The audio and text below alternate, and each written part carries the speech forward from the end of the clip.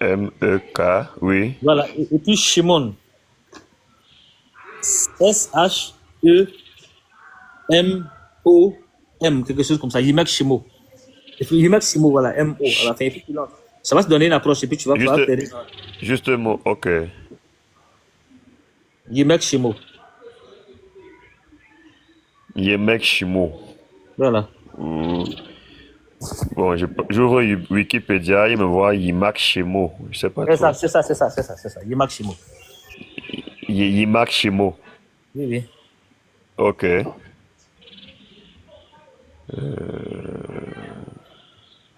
J'ouvre.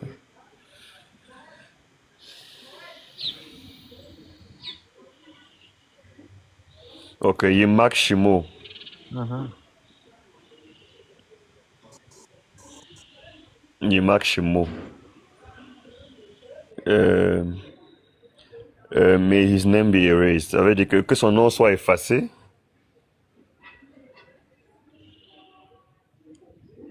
Monsieur Askia. Oui, je t'entends. Je dis c'est en anglais. C'est bien faux. Oh, La source est toujours en ok. anglais. Oui, oui. May his name be erased. C'est Iboko. En fait, c'est une malédiction hébreu. Continue. Placed after the name of a particular enemy. En fait, c'est comme une insulte.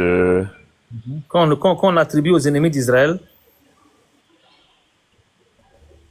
Continue. Evil doing Jews. Evil cause placed after the name of particular enemies of the Jewish people. Placed after the name of particular enemies of the Jewish. Ça fait que c'est les Hébreux qui. C'est les noms qui donnent aux ennemis juifs, quoi. Or occasion after the name of evil-doing Jews. Oui, c'est un nom qu'on donne aux personnes qui font des mauvaises choses, des Hébreux qui font des mauvaises choses, qui pêchent ou bien qui font des trucs maléfiques en fait. Et the variant is Yimak Shemo. Oui, je vois, monsieur Askia.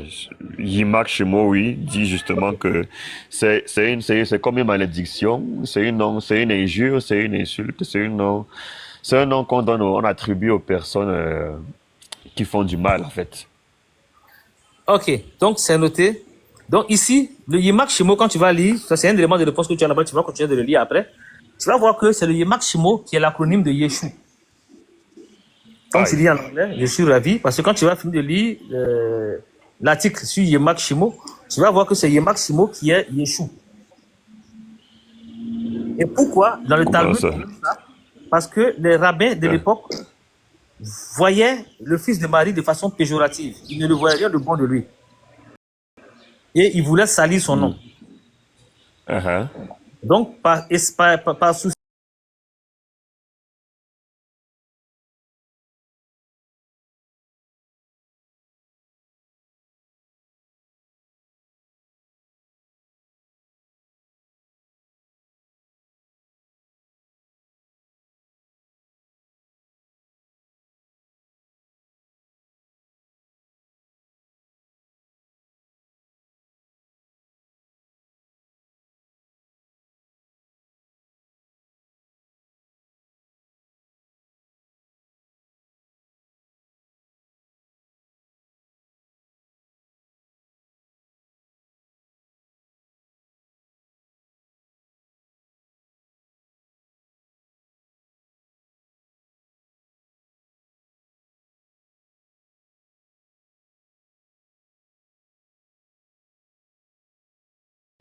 Pilate avait rédigé un écriteau qu'il fit placer sur la croix.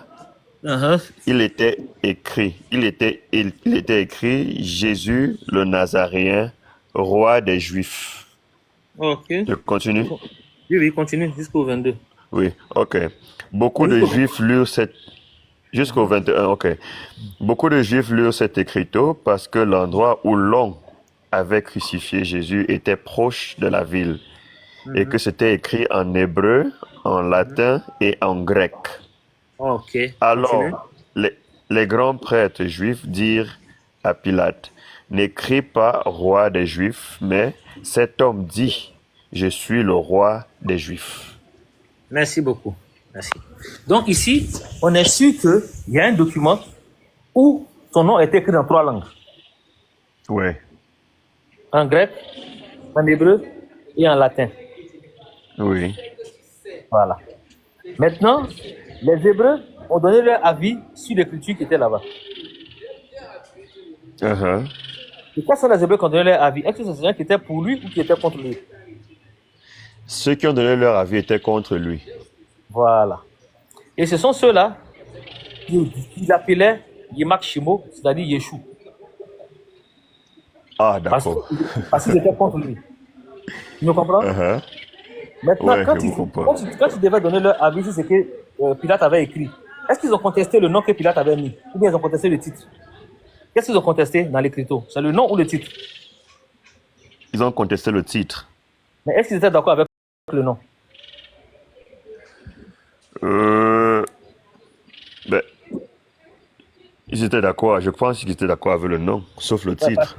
Parce qu'ils n'ont pas contesté et qu'ils ne disent rien consent. Ils ne disaient, oui, ils n'ont pas contesté le nom. Voilà. Maintenant, quand on connaît dans l'écriture talmudique le nom qu'ils lui font porter là-bas, qui est Yeshua, et on voit que sur l'écriture, ils n'ont pas contesté ce que Pilate avait écrit. Est-ce qu'on n'est pas tenté de dire que Pilate avait écrit ce qui était en adéquation avec ce qu'eux voulaient? Est-ce qu'on n'est pas tenté? Ça, c'est justement, on n'est pas tenté. Ça, c'est juste une supposition. Nous sommes jusque-là, nous sommes dans la supposition. Hein. Jusque-là, Très bien, très bien.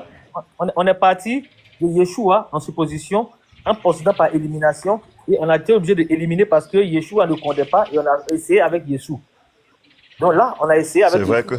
que, Maintenant, on est en train d'essayer avec Yeshua. c'est vrai que justement, comme je l'ai dit, si on procède par élimination, vous avez des éliminations. Moi, d'après les recherches que moi j'ai également faites, le A.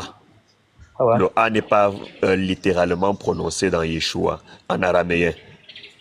Oui, oui, d'accord. Donc, si on parle de ça, voilà un postulat qui est encore en suspens chez moi. Et maintenant, j'ai dit donc que dans le mot Jesus, nous avons déjà 3 sons qui reviennent. Et puis, quand nous allons dans le Talmud, on voit que les 3 sons qui reviennent, Quels sont ces 3 sons-là dans Yeshua? Yesu, Yé, S et U. Non, mais il n'y a pas Yé, S et U, c'est Yeshua. Le S, ce n'est pas un son. Le S, c'est une consonne. La consonne, Bon, une consonne, en fait. la Oui, consonne, oui, Yesu. la consonne en aucun cas ne peut être une syllabe. Mais pourtant, la voyelle peut être une syllabe. Oui, je parle. Voilà, donc ne Tout faites à pas fait. une consonne. Je parle donc de... Pas 3 sons. Je parle, ok. Je parle de 2. On peut dire 2, 3. Non, il n'y a pas lettres. 3, c'est 2. C'est 2 sons. Là, quand on parle de son, on parle de 2 syllabe. sons. Voilà, mais est-ce que dans Yeshua, on a 2 sons? Mais le son chou est composé de ch et ou. Non, le son chou, c'est chou. C'est comme quand tu me dis le son ta. Tu vas me dire que c'est composé de te et puis a. Non. Là, c'est la composition de la syllabe. Ta, c'est ta. De la C'est une syllabe, on dit la même chose. On dit la même chose. Oui, La syllabe. La syllabe, c'est un Oui. mot qui se prononce Ok. en un seul trait. Donc, le chou, Très bien. le chou est une syllabe, c'est pas che et ou. C'est chou, c'est une syllabe. Ok. Le chou, la syllabe ou est constituée de chou, de ch et ou. Oui, ça c'est la consonne. qu'on est d'accord quand même. Oui, la consonne. Oui, il y a une n'est pas consonne. un son en elle-même. Voilà Oui, pourquoi on oui. l'appelle consonne. Mais oui, la C'est la consonne voyelle. donne quand même le son. Non, c'est la voyelle qui donne le son de la consonne. La consonne en elle-même ne donne pas de son. C'est la voyelle qui donne le son à la consonne. C'est-à-dire que si tu as mis un I Oui. devant un B, ça devient B. Si tu as mis un A devant un B, ça devient bas. Si tu as mis un O devant un B, ça devient beau. Et si tu mets un B seul, tu ne peux pas prononcer, tu es obligé de faire B, mais tu ne peux pas prononcer. Voilà, il faut mettre une Très voyelle bien. avant pour trouver le son. Donc, le ch C'est en juste. lui-même n'est pas un son. Très Et s'il bien. est un son, Mais s'il pour est un avoir son, le son, oui, si tu le considères comme un son, en ce moment-là, dans Yeshua, tu vas avoir 4 sons. Tu vas avoir Yé, tu vas avoir Che, tu vas avoir Ou, tu vas avoir A. Là, ça fait 4. Ça ne colle pas encore avec Yesus. Ok, Parce que je parle du son. Yeshua, si tu veux partir du postulat que